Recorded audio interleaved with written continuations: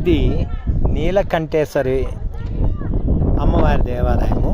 ఇక్కడ అమ్మవారికి కంఠం దాకా ఉంటుందని చెప్తున్నారు. సరే, దాని చరిత్ర గురించి తర్వాత చెప్తాను నెక్స్ట్ వీడియోలో. చూడండి దేవాలయం ఎంత ప్రశాంతంగా ఉందో.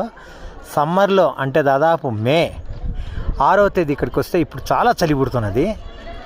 ఉష్ణోగ్రత నాకు తెలిసి 13-14 డిగ్రీలు మాత్రమే ఉంది ఇంత మిట్ట మధ్యాహ్న సమయంలో కూడా.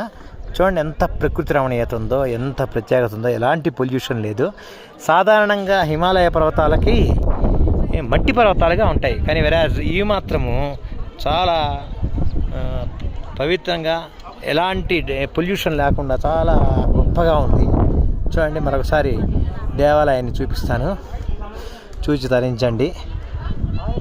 ఎంత శుభ్రంగా ఉందో చూడండి. ఇది తైరీ డ్యామ్ దగ్గరగా 60 కిలోమీటర్ల దూరంలో ఉంది. వచ్చి చూడండి, మీకే తెలుస్తుంది దీని